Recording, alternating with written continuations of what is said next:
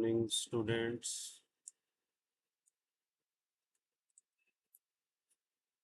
आज है 15 of June 2025 और आज हम करने वाले हैं chapter linear equation.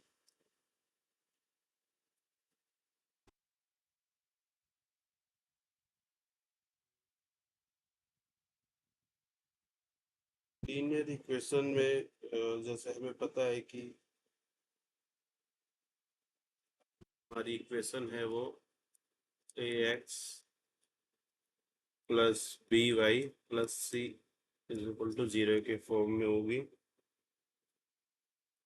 a and b both are non zero. ये नॉन जीरो होंगे या फिर ऐसा भी कह सकते हैं कि a square plus b square is not equal to zero. ये अगर हम a square plus b square करें तो ये नॉट इक्वल टू जीरो आएगा। लीनियर इक्वेशन इसलिए क्योंकि जब इसको हम ग्राफ पे प्लॉट करेंगे, हमारा ग्राफ पे तो जो x और y के कोऑर्डिनेट के फॉर्म में हो गए तो हमें एक स्ट्रेट लाइन देती है। और linear equation in two variable two, तो ये यहाँ पे ये दो वेरिएबल हो गए, एक x और एक y का।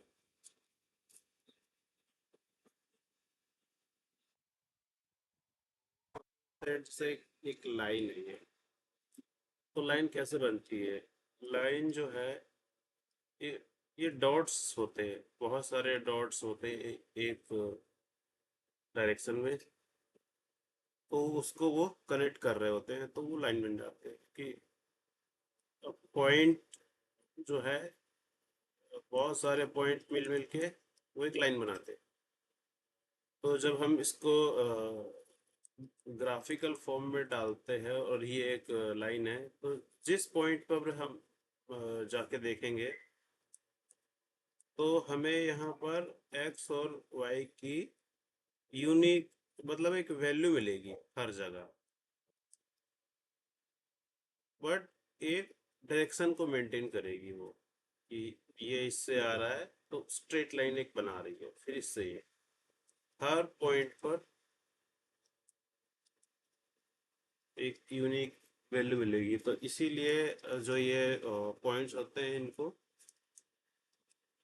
यूनिक सॉल्यूशन भी कहा जाता है कि भाई हर जगह पे ये अलग अलग है, एक सॉल्यूशन एक ही बार एग्जिस्ट करेगा। So every solution of the equation is a point on the line.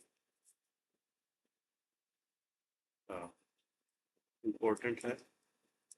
on the blanks बन के आ सकता है every solution of the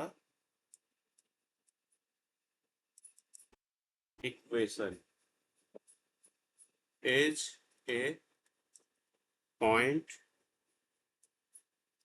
on the line। कि जो भी सॉल्यूशन है वो उस एक लाइन पे पॉइंट बन के निकलेगा।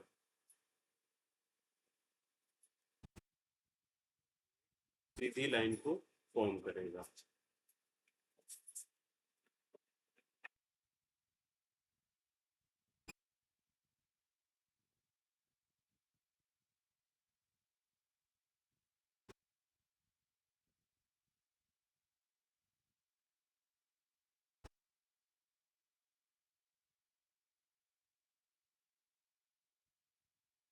तो यहाँ पे कह रहे हैं कि